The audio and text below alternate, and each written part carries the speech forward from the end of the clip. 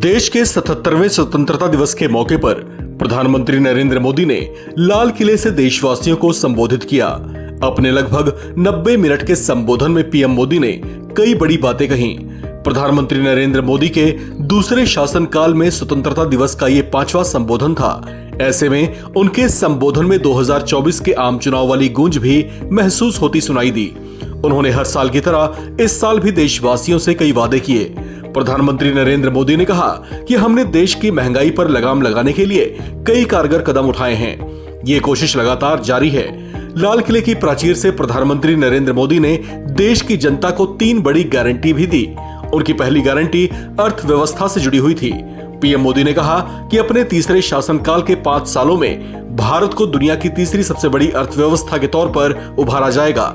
PM Modi ने दूसरी guarantee देते हुए कहा कि शहरों में किराए के मकानों में रहने वालों को बैंक लोन में रियायत मिलेगी।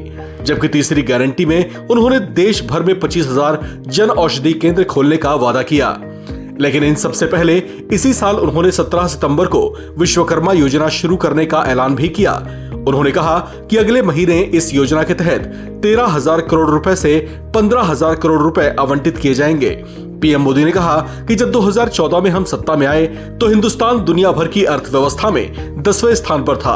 आज की तारीख में 140 करोड़ भारतीयों की कोशिशों और हमारी वजह से हम वैश्विक आर्थिक व्यवस्था में 5वें नंबर पर हैं। उन्होंने देश की जनता को गारंटी देते हुए कहा कि 2047 तक हम लोगों का देश विकसित भारत बनकर रहेगा।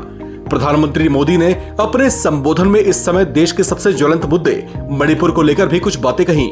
उन्होंने भाषण के शुरुआत में ही मणिपुर में मां बेटियों के सम्मान के साथ खिलवाड़ हुआ ये कहा। उन्होंने कहा कि वहां पर लोगों की जानें भी गई। कुछ दिनों से लगातार शांति की खबरें आ रही हैं। पीएम मोदी ने कहा कि देश मणिपुर के लोगों के साथ है और वहां पर शांति के प्रयास किए जा रहे हैं। पीएम मोदी ने इस मौके पर अपने 10 सालों का रिपोर्ट कार्ड पेश करने की भी कोशिश की। पीएम मोदी ने कहा कि मैं 10 साल का हिसाब तिरंगे के सामने लाल किले के प्राचीर से देशवासियों को दे रहा हूं।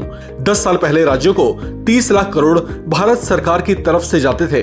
पिछले 9 सालों में ये 100 लाख करोड़ तक पहुंच गया है। पहले स्थानीय निकाय के विकास के लिए भारत सरकार से 70,000 करोड़ ज्यादा था, आज 3 लाख करोड़ से ज्यादा है। पहले गरीबों के घरों के लिए 90,000 करोड़ रुपए खर्च होते थे, आज 4 लाख करोड़ रुपए खर्च होते हैं। सरकार का रिपोर्ट कार्ड पेश करने के साथ मोदी ने कहा कि जब हम 2014 में आए थे तब वैश्विक अर्थव्यवस्था में 10वें नंबर पर थे। आज 140 करोड़ लोगों का पुरुषार्थ रंग लाया है। हम 5वें नंबर पर पहुंच चुके हैं। इस खबर में फिलहाल इतना ही। बाकी अपडेट्स के लिए आप बने रहिए वन इंडिया हिंदी के साथ।